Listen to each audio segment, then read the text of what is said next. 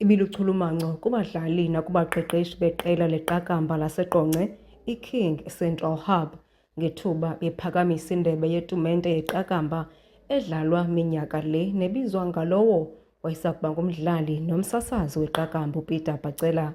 ICentral Hub ibethe iqela laseMotherwell ngothinta bathathu.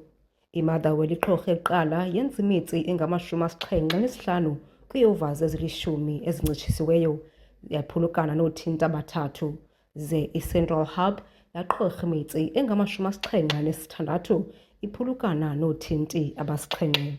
Ndivuya kakhulu because le tumente lena kudala sidlala ngonyaka wesithathu lo sowudlala sisoloko siphuma kuqaleni. Ngoku kulona unyaka iiboys zindivuyisile sade sayiphumelela. Abonakalisa amadoda uzithemba kulo nyaka because ndiwaxelela amadoda ayikho enye into kuzithemba qha. U-Akhanya Bhontsi weqela iCentral Hub ufumene iwonga lokuba yeyona bowli iphume phambili kule tumente ngoothinta abasixhenxe kwii-overs ezili-9, ze u-Eviwe Shiyani waba ngoyena mqhorho phambili ngemitsi engama-92. La matyendyana athethe enjenje emva kokuwongwa kwawo. Ii-wickets zam ke ndazithola uba ndibholele ulayini wam uGrand, then ndabona uba nee-batsmen ezibezibhetisha azikwazanga udlala phambili, so ndaqoma manjonge nezinye indawo ubholiwe ukakanje. So yanisebenzela loo nto netim yayisebenzela. Funeka ndijime then ke ngoku ndijonge ii-mistakes zam apha ebaleni bani ndidlala njani. Funeke ndibe nedisapline nakumezi baye betshile utata phaa phezulu, ndidlale kakuhle, ndilungise nehlobo endidlala ngalo. Uba ndiyatrospekta ndizama udlala straight ibhola, ndingadlali ibhola efanele idlalwa straight ndiyitrospekte elo hlobo.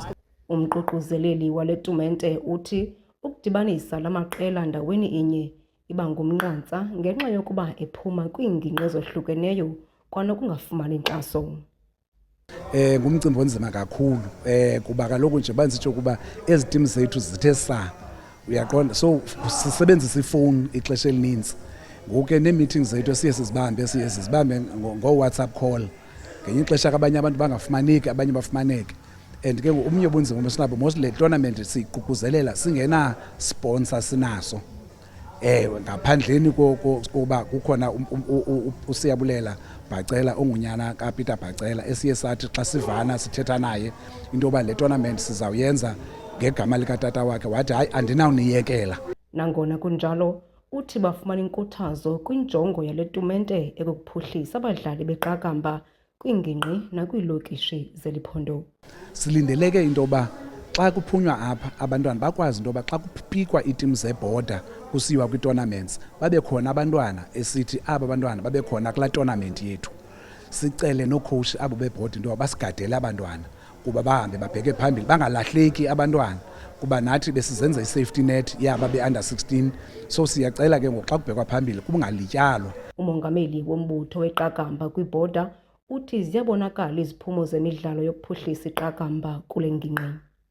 Ngoku ndithetha nje ii-provinces zonke zigcwele abantu abaphuma kule region yethu, ingakumbi abamnyama emantombazaneni nakwicala le-boys. So siyibona ngolo hlobo. Nangoku into yoba recently ulantu uNqaba Peter eselekthwa kuProteas ngumntana obedlala apha kuthi elapha eFort. So uyavuya xa sobona kubekho into ezinjalo. Ukugqwesa kweqela laseQonce akuphelelanga kwabo baneminyaka engaphantsi kwe-16 kuphela, kodwa nabo baneminyaka engaphantsi kwe-13 baqinisekisile ukuba babaziintshatsheli. Tumente elandelayo iza kubanjwa kunyako zayo ngexesha lePasika. Ndinguyamkela Mtshiyo kwiindaba ze-MPK eQonce.